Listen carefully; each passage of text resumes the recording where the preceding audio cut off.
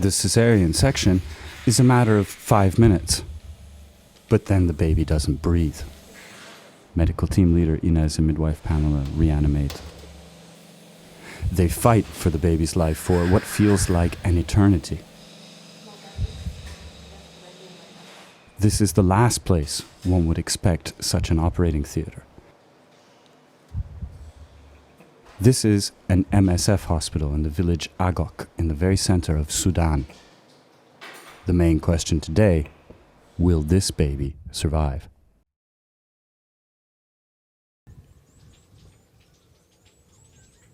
Tamam is Arabic. It means something like all is well. This word is used at the end of every second sentence in Agok, but in fact, not all is well in Agok. The city is situated in the Abyei region, a contested area on the border between North and South Sudan. When massive clashes broke out here in 2008, over 50,000 people fled the city of Abyei to the south. Many of them settled in Agok. MSF started to support the displaced with emergency treatment in the then tiny settlement. What once started with a couple of tents is today a fully operating hospital. The day has 24 hours. Every day, the MSF team has 24 hours to save as many lives as possible. This is the story of one of those days.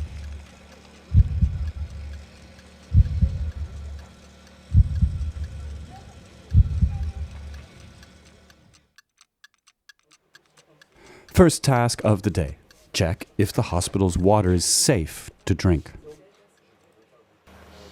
The water is coming from a well which is 43 meters deep. It's a very good functional well, which very nice, good water, drinkable water. We had like a small epidemic of small stomach illness. Some think it's the water, some not. I personally don't think that it's the water because we have a very good water source here. But you never know. It's the chlorine that makes the water drinkable. We're about here, I would say, which means 1 milligram per liter, which is quite much, but safe at least. Because as more as you put in, as more the water tastes like chlorine. It's not really affecting your health, but it's not good to eat too much chlorine.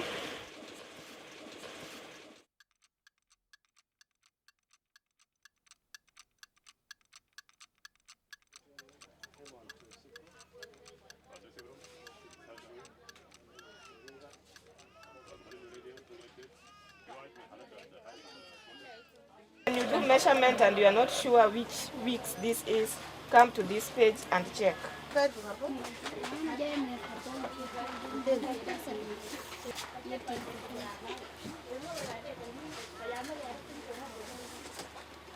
Then the daily rounds start. The hospital has 70 beds, and you can be sure that they will all be full. There are women in labor, malnourished children, measles, meningitis, malaria, occasionally wounded, people with skin diseases, burns, tuberculosis, and so much more. But there's two options. We can make it. Can I talk?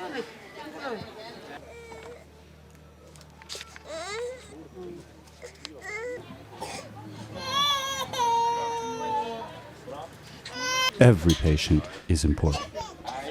This girl has already tested negative for tuberculosis, but the team will not give up on her. How it's feeling now?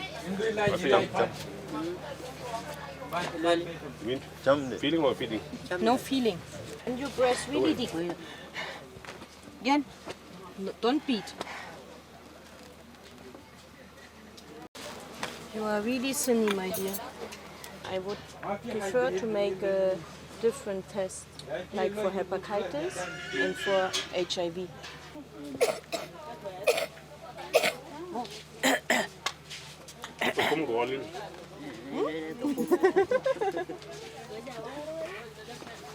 Thank you. Ich hab sie zum HIV- und Hepatitis-Test geschickt, weil sie halt Sie wirkt chronisch krank. Sie ist unterernährt, sie hustet mit Sicherheit mehr als 4 Tage.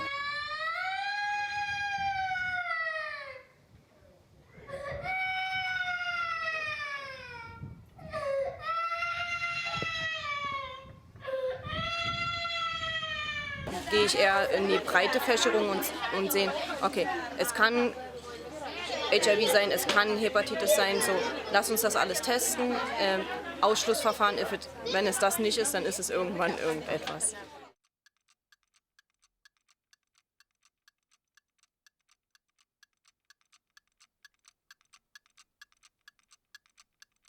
And what? Breathing difficulties. Breathing difficulties. Okay. And then Dr. Sandra receives a case that will engage her attention for the entire day.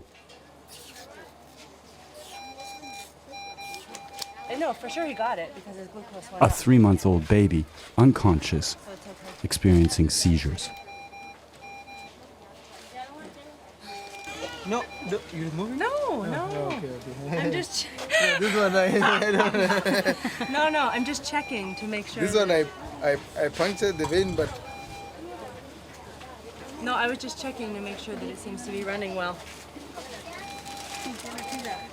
It takes the whole team to stabilize the baby, find a vein, lay in an IV, and give it oxygen. All the mother can do is to watch the staff fight for her baby's life.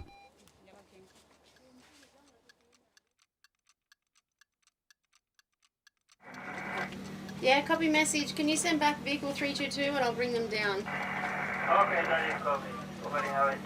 Hang on, William, just tell me what it is again. Health cards, dressing, packs and gauze? Yeah, no, the line is good. Okay, no problem. I'll see you soon. Now we're going to OPD, so it's the outpatients department in Agok, and we go there because we work there 6 days a week, seeing patients who usually have complaints not bad enough to admit them to the IPD.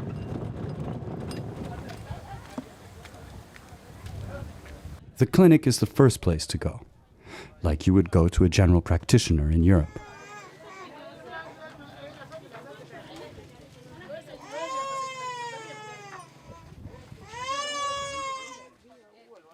On her rounds, Lisa detects an unconscious child. She diagnoses hypoglycemia, or low blood sugar. This is a condition that can be life-threatening to a child. This child's sick. Can we bring it over to a bed, please? Now? Tell them, grab the parent and bring them over to the bed in the consulting room, and I'm going to get the emergency box. Okay. Now, quickly. These other box. Thanks. And the other one. Yeah.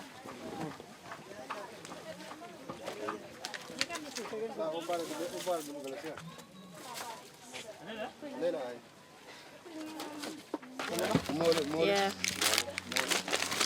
Can you draw up some dextrose for me? We'll try giving him some sugar. And then make sure that car doesn't go anywhere. We'll take him back to the hospital. So the first thing we do is we give some sugar. We give usually 10 mils of 50% dextrose, depending on what the child weighs or what we estimate their weight to be. We do their temperature to see whether or not they've got malaria. Well, they may have malaria. It's really hard. It's sort of a guessing game. So the hardest thing here is, I mean, we can't even do a blood sugar to see. And usually the children are hypoglycemic. I don't think I've ever seen a child who's diabetic ketoacidosis. But there's always that fear that they're actually unconscious because their sugar's too high, and we're going to make things worse. Blankets or a towel or something.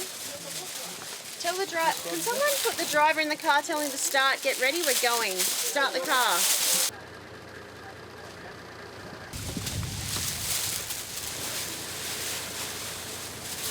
Okay, we've got to IPD now. Can you tell Inez Fine now and tell her we're approaching IPD with an unconscious child and to be ready, please? Over. OPD, go ahead. Ines speaking. Inez, we're just approaching with an unconscious child who's seizing. He's had 10 mils of Dex, but no response. You guys will be ready? We will be ready. ready, if you're in the car, we are ready to take it. Great, thank you. Over and out.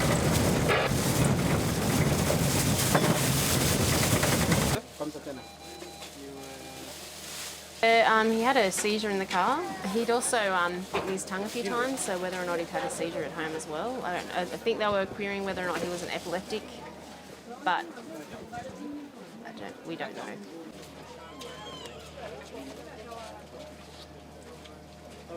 But how does this not knowing make you feel, Lisa? Yeah, scared.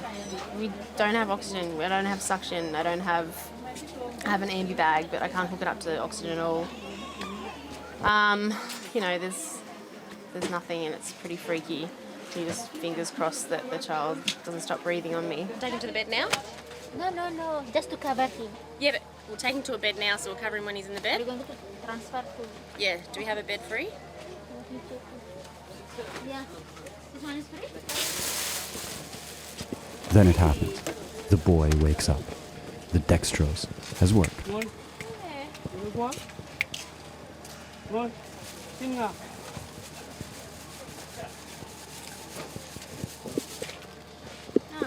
it was a happer. Yeah, I think my toughest moment was my first day in the OPD. The same thing, I had an unconscious seizing child brought into me, and I asked for oxygen. We didn't have oxygen. I asked for dextrose, so I was handed a crystallised bottle of useless dextrose that we can't use. We had no cannulas.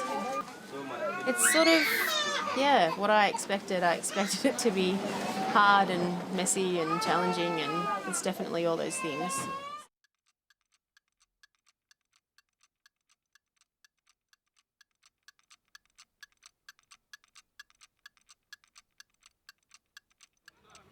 It's lunchtime at Agok Hospital.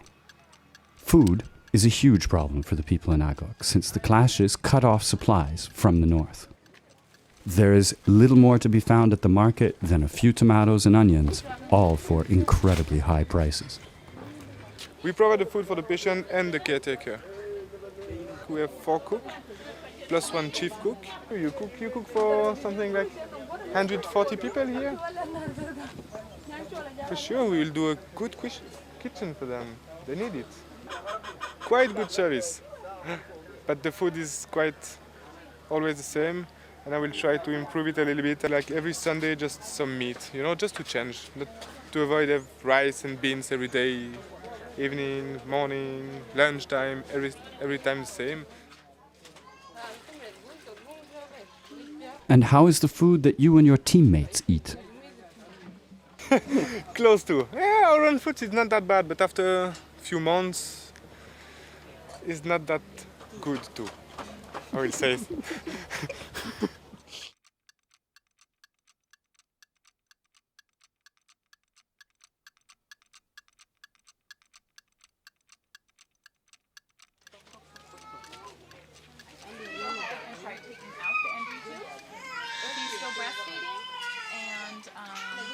And taking the pumping out, we still will want to try doing the F1.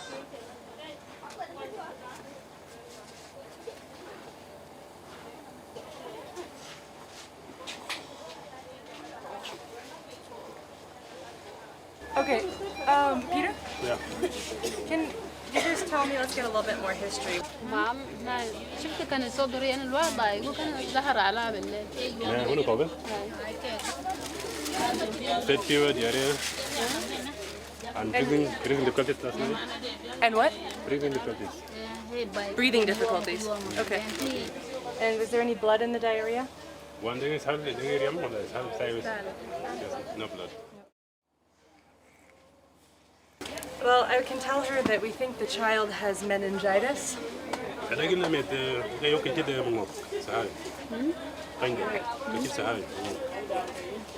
It's an infection of the brain and it's very serious. So I think the child right now is in very serious condition, and we're doing all that we can to treat him. We'll give him antibiotics, we'll control his fever, we'll hydrate him, and then we'll just have to wait and see how he responds to the I don't get a good. For the child, you know, when I was checking his pupils, they're both dilated and they don't react to light. So that is, that's a sign that there's probably some severe brain injury. So it causes a very severe brain infection, it causes high fever, seizures, coma, and it can easily cause death.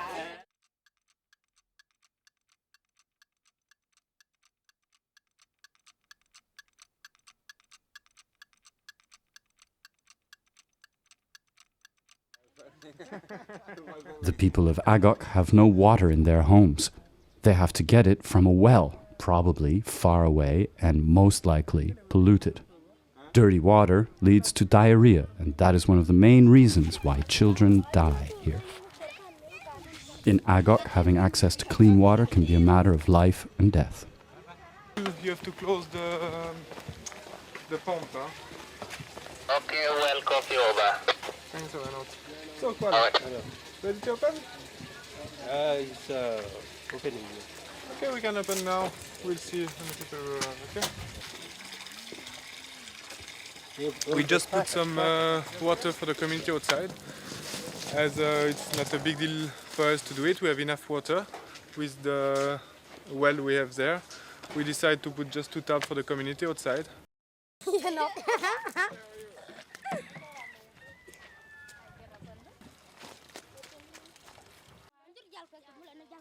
It's quite like an achievement, you know. It was so cool to see the population coming in here, really happy to have this good water coming from a well 43 meters deep, and instead of this crappy pond like green water, what they drink usually, and I mean it's clean water. I mean it was really a success for me. I was really happy to see that all these people happy for sure, and it's for me a great impact. I mean you have a lot less diarrhea everywhere here, so. And it's something so, it's like 2 tabs. It costs nothing, almost nothing. Half a bags of cement and khalas, you get it. So it's cool, huh?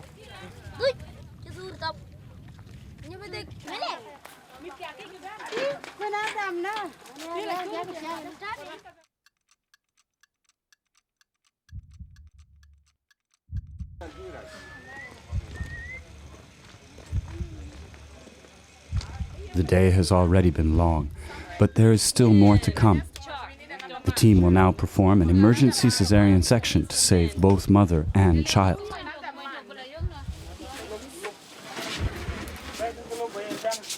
Her placenta was covering up. The cervix usually dilates and the baby's head comes first, but she had a placenta previa, that's what it's called. And so we knew it and we were watching her.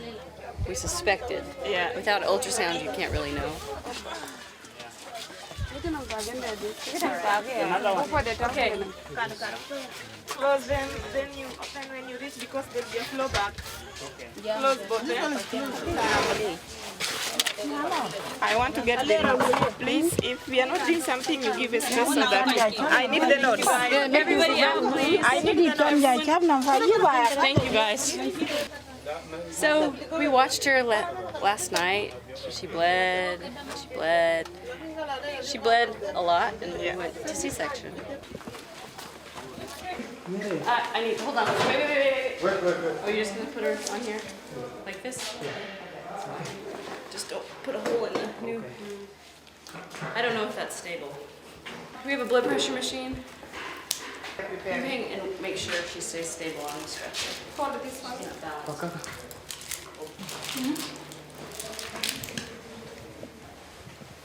Okay. Yeah, I would take the baby and somebody is waiting outside to get the baby if it is fine. Okay. Yeah? That will be your job, okay? You can wait outside to receive the baby, okay? We're ready?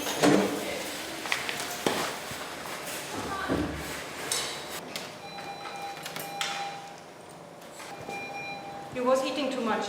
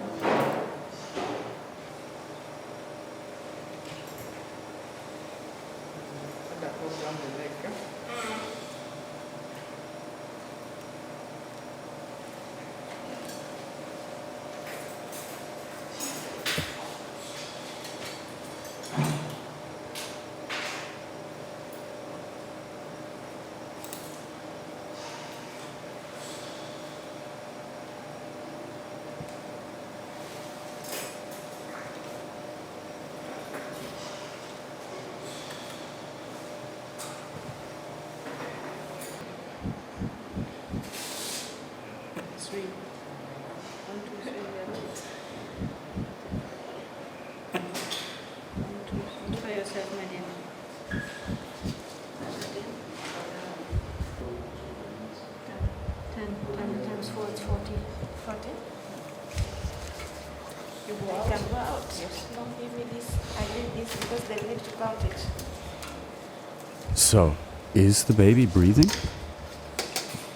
Yes. Even enough.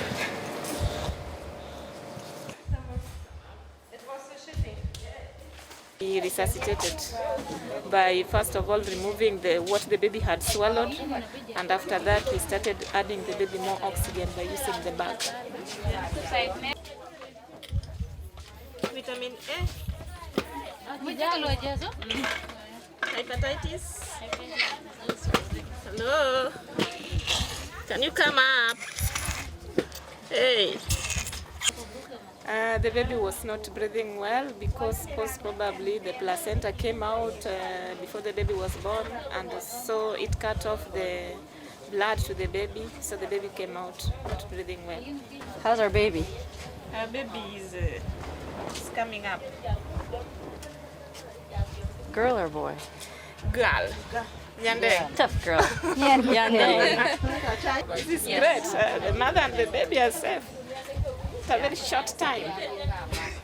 They did a good job. Yeah. We're happy when the baby's fine and the mom's fine. Yeah. It is very successful and we are very happy for it.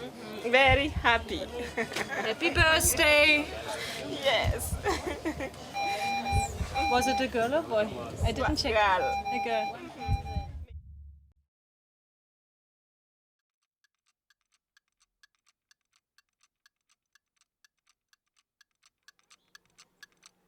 Night falls over the hospital in Agok. Newly admitted patients are taken care of. The night shift starts, and the work slows down a little. The baby with meningitis is breathing, it is alive. But the state of the baby is so bad that there is little hope for recovery. The medical team in Agok fight for every single life. The number of cured patients is astounding considering the circumstances. But they can't perform miracles every day.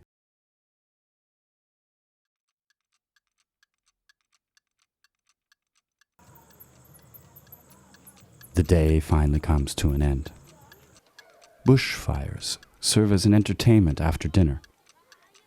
Die Arbeit ist nie getan. Es geht immer weiter, es gäbe immer mehr zu tun. Das heißt, man arbeitet so viel, sodass man in 6 Monaten nicht komplett ausbrennt und trotzdem so viel wie möglich erledigen kann. Expert nach Feierabend.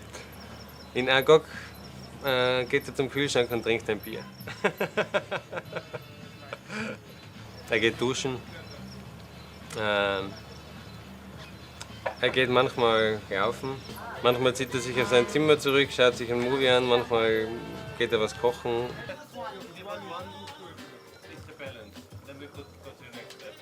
While some go to bed, others continue to fight for lives. The day isn't over before the night shift is done.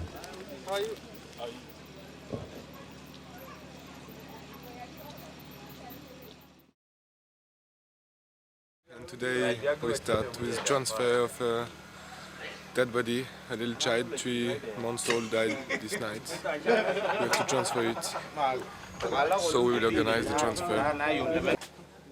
First things we do, normally we ask the family to do it, but often they don't have enough money to do it because it's quite expensive.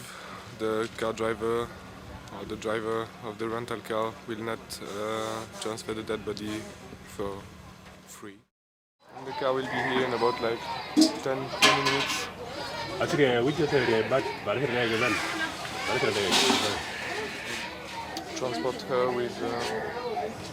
Transport her with her baby to Rumane.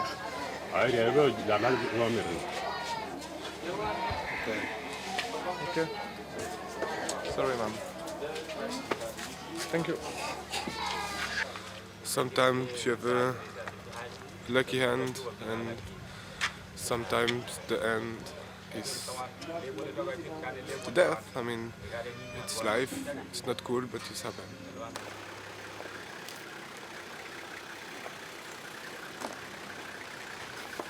It is, as Vincent says, sometimes you have a lucky hand, sometimes it's death. These days in Agok, an overwhelming majority of the patients go home cured.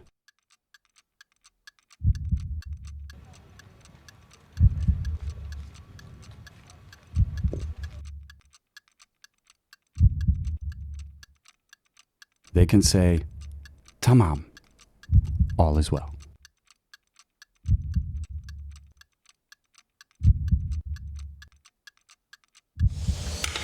Come on, Bruce.